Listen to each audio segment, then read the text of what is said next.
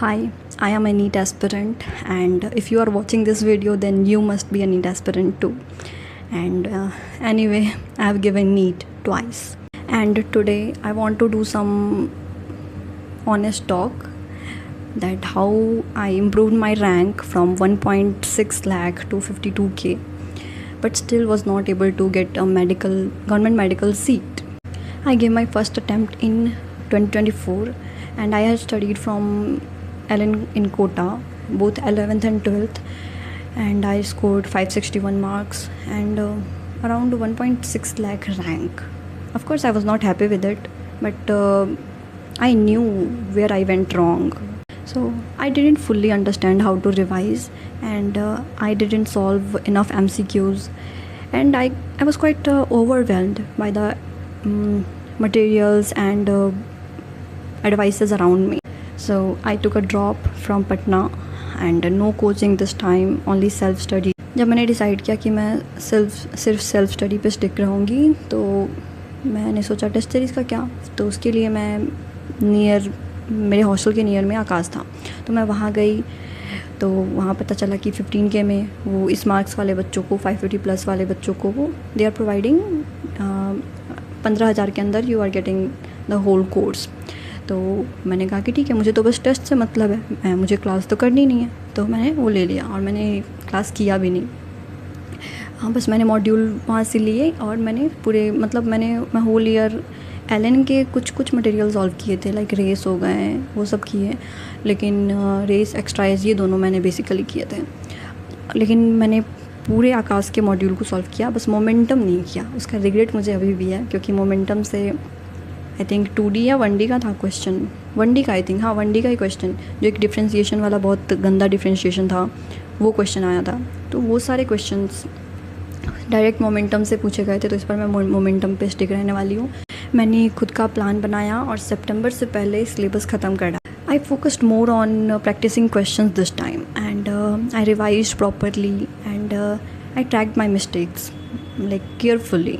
And when I gave NEET the second time, my marks went down 561 to 500, and but my rank improved like 1.6 lakh to 52k, and but still not able to get a medical college. So I improved in many areas like question solving, time management, and concept clarity.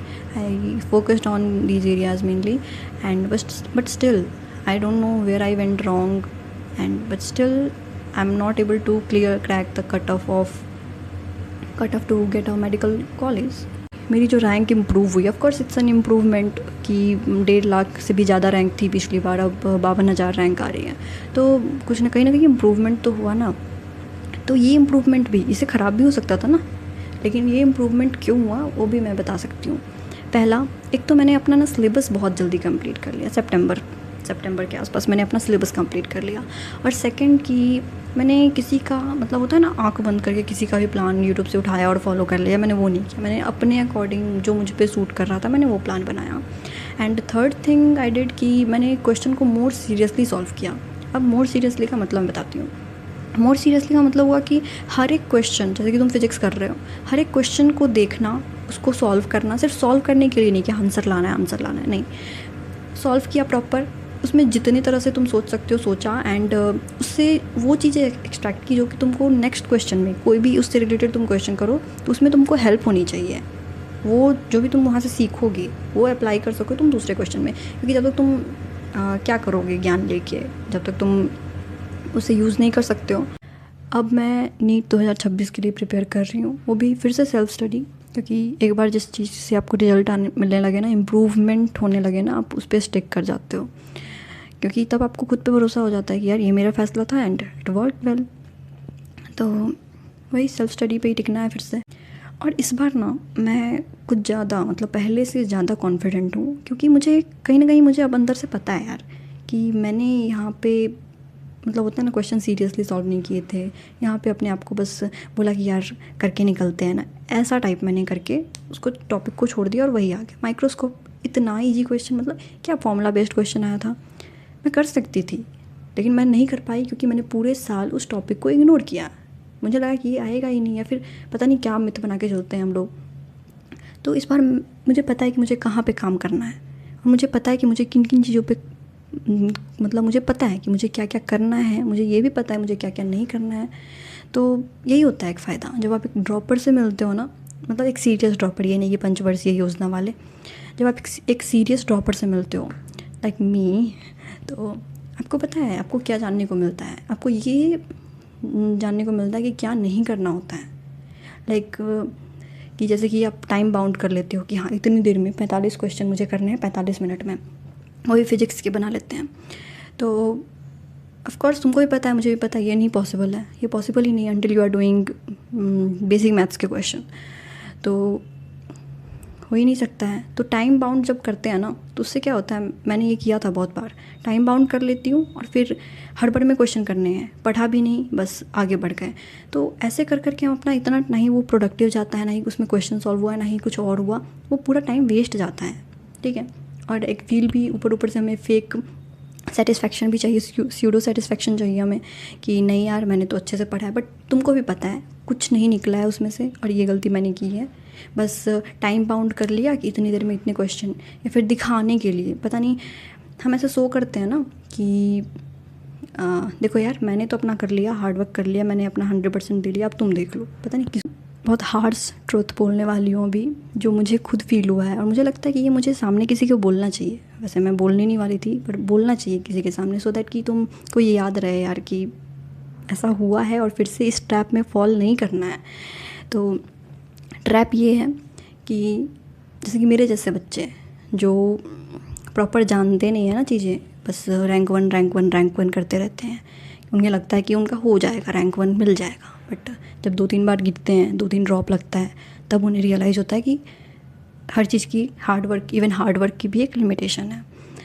और मैं बताती हूँ वो limitation है क्या। अब मैं बताती हूँ अपने बारे में, शायद तुम लोग भी रिलेट कर पाओगे और शायद आँखें खुल जाएँ तुम्हारी भी। तो पहली क्या वही चीज़ बतानी है मुझे कि पता है बच्चे को क्या सुनना होता है। बच्चे को ये सुनना होता है कि यार देखो कितना मेहनत किया इसने फिर भी नहीं हुआ, उसको ये सुनना होता है। और पता है मैंने वो सुन लिया है, फिर मुझे रियलाइज़ हुआ कि नहीं यार मुझे ये नहीं सुनना था, मुझे ये सुनना था कि देखो यार इसका तो हो गया, जबकि ये उतना पढ़ती भी नहीं थी, ज़्यादा मेहनत भी नहीं किया था, 7-8 बजे सो के उठती थी, फिर भी इसने कर लिया। नाउ आई रियलाइज्ड कि मुझे ये सेकंड वाली बात सुननी है लोगों से, जबकि मैं फ़र्स्ट के पीछे भाग रही थी अब तक। और फर्स्ट वाला क्या कि देखो यार कितना मेहनत की है फिर भी नहीं हुआ। तो हम लोग जैसे कि किसी और का बोझ उतार रहे हैं अपने सर से। यार देखो मैंने तो अपना कर लिया, मैंने अपना पढ़ाई कर लिया, मैंने अपना हार्ड वर्क कर लिया, तुम देख लो मैंने अपना काम कर लिया, बस जैसे कि हम किसी और का काम कर रहे। तो बस यही चीज़ मुझे शेयर करनी थी। और अगर तुम्हारा रिज़ल्ट एज एक्सपेक्टेड नहीं आया है तो निराश होना बनता है यार, मैं भी रोई, बट बिना एकदम आँख पे पट्टी बांध के चलते जाना, भले ही कितना भी गिर रहे हैं तो उसको पागल बोलते हैं, ठीक है, उसको बच्चे नहीं बोलते हैं। तो पट्टी हटाने की कोशिश करो, मतलब थोड़ा सा खुल के देखने का कोशिश करो कि कहाँ गलती हुई है। और पता है वन थिंग, जिसको अपनी गलती का रियलाइज़ हो गया ना कि उसने कहाँ गलती करी है या फिर कहाँ वो अपने आप से झूठ बोल रहा है, वो ऑलरेडी सेलेक्टेड है। So thanks for listening.